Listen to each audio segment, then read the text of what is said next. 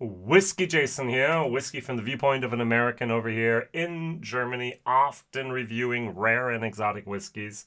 Today I have Green River Full Proof Kentucky Straight Bourbon Whiskey from the DSP 10 Distillery in Owensboro, Kentucky. I was just there in August of 2024. Beautiful, beautiful place. I have 117.3 proof, which turns into 58.65% ABV.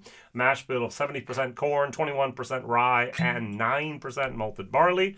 And this has a recommended retail price in America of, sorry about that, $50. Now, I paid 90 euros to get this here in Germany. Thank you, Miss Canada, for bringing this over. She does so single barrel imports or cases that she imports over here to Europe.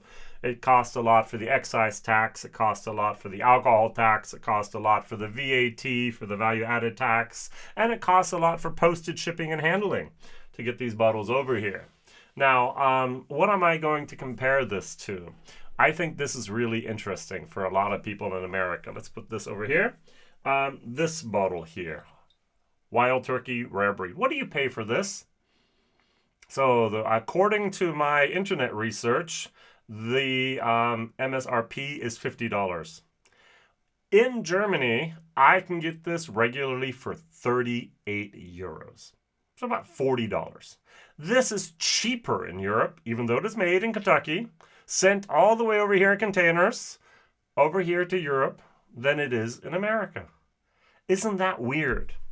All right, so I paid 90 for this that you can get for 50, and I paid 35 for this that you pay 50 for. Is the world fair, just, and correct? No. Is the world crazy, sometimes way out of balance, and just absolutely not understandable? Yeah. So, why? Now, some people say, but Jason, that makes sense because Campari, the parent company, is actually from Italy. Did I buy this bottle from Italy? No. Do they get cheaper prices in Italy? No. Germany has cheaper prices than Italy does. Who knows? I'm sure there will one day be a price adjustment and we're going to have a price shock again. And we're going to go, oh, but I remember the good old days where I paid 32 euros for this. And now it's 50 euros and everyone's screaming and crying and going unfair. And I said, well, in America it's $50 as well. So, hey, why not? All right, good. That's that. All right, so I thought that was a fun fact at the beginning here. Let's move over here to our nice little distillery. Green River is produced in Owensboro, Kentucky, which I actually mentioned.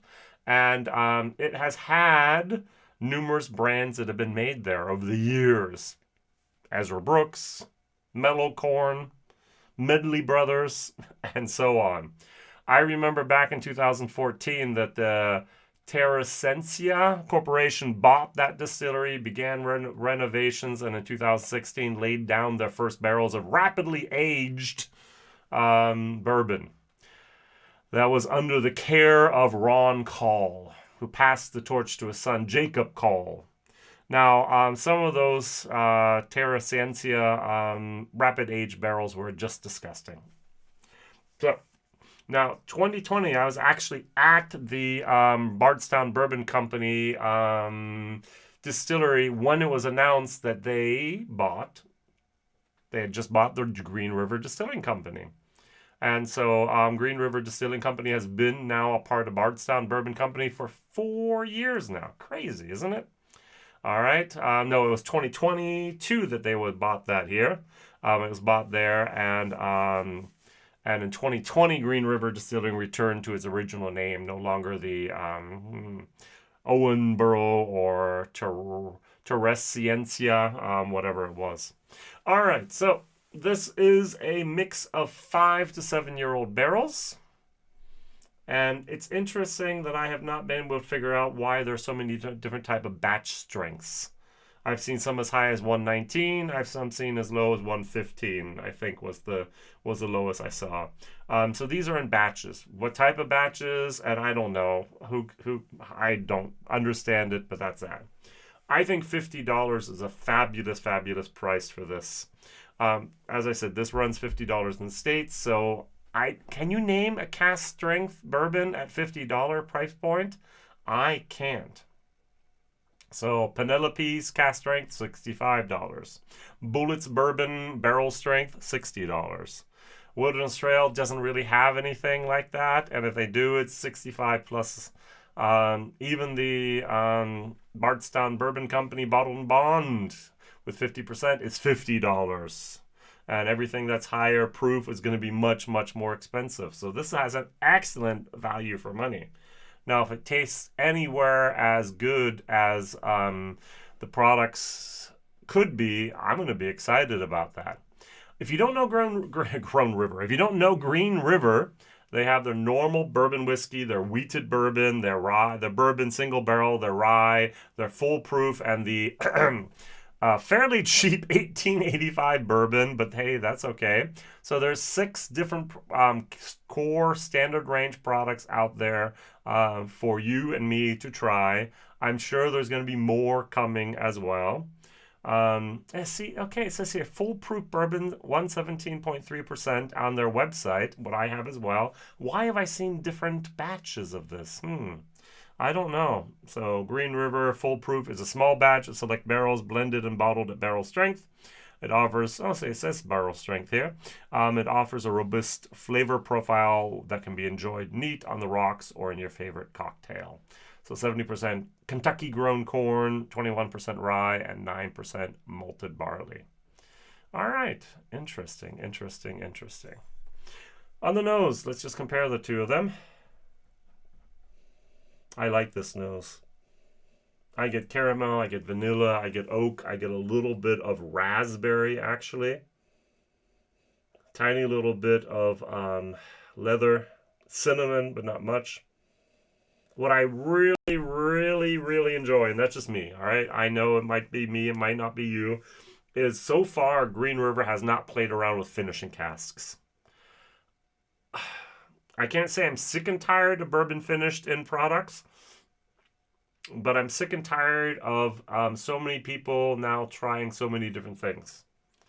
Amborana was 2022, 2023. Before that, we have the maple cask. Now we have the Naranja, the wine de Naranja, these orange wine casks that everyone's trying. Hey, go for it. But it doesn't mean it's going to be better. If you don't have a good base product, finishing it's not going to make it much better. Now, Scotch sometimes does it. They can hide and mask a lot with the finishing casks. But the bourbon in its new virgin oak charred casks really need that. This is just so typical Wild Turkey Rare Breed. Now, you can put a glass blind here in front of me, Wild Turkey 101. You can put a glass in front of me, Wild Turkey Rare Breed. What will I prefer to drink? Neat 101. Now, most of my German friends just say, Jason, that's blasphemy. Of course, the Rare Breed's better. It has more proof. It's almost 8% more. 8 proof, or 16 proof points here. I said, well, but I like the 101. I did not have any bad college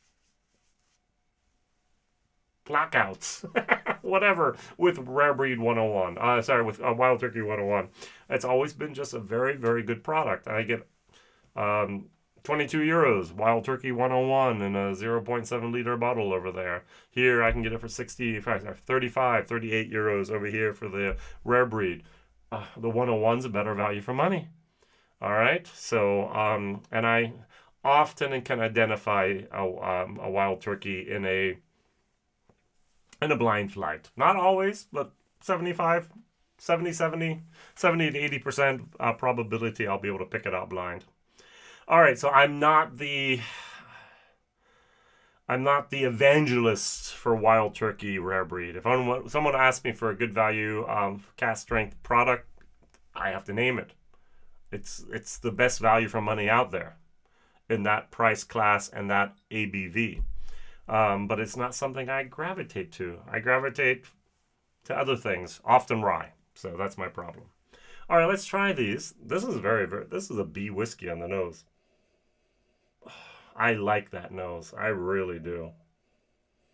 It's just a very basic, solid, good bourbon. And with the word basic, I just mean fundamentally correct. That's the way it should be. This is what bourbon is about. All right. Cheers.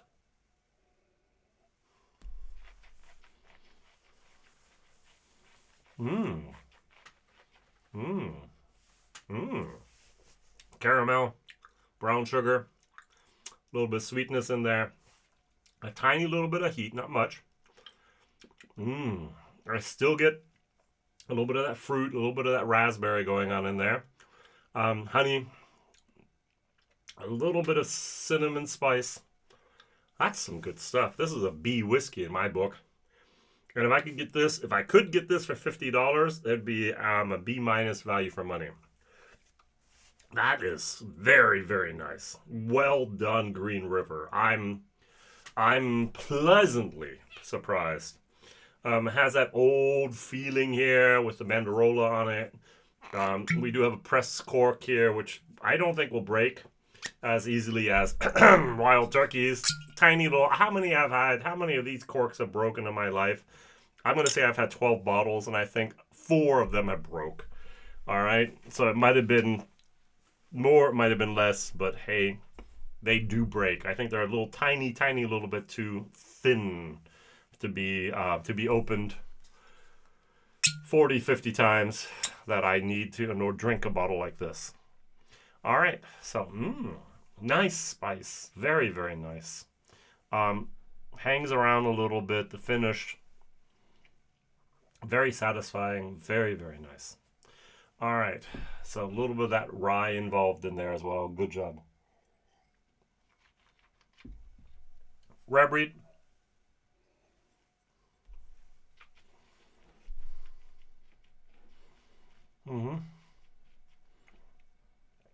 What is interesting is the rare breed from Wild Turkey has a little bit more heat.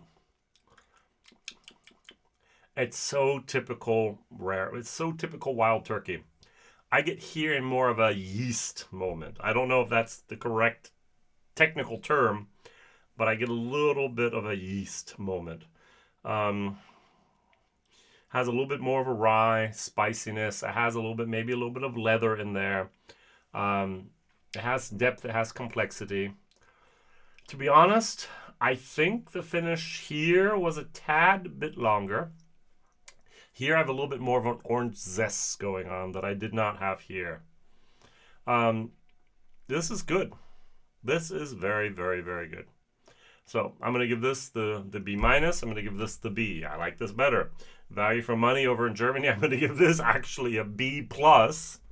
I found this online for 32 euros recently. 35, 38 is normal. That is an amazing price for this product. So B plus for our prices here in America, $50. I would still say it's a C plus plus B minus minus. Here, $50 for this. As I said, B minus. 90 euros that I had to pay to get this bottle. That's a C minus. It's not worth it. All right.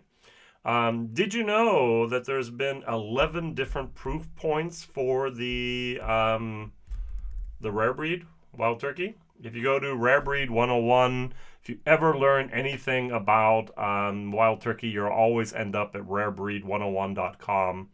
And since 2016, Wild Turkey, Campari have actually held the proof point at the same place. So 116.8 proof. I think that's interesting. All right.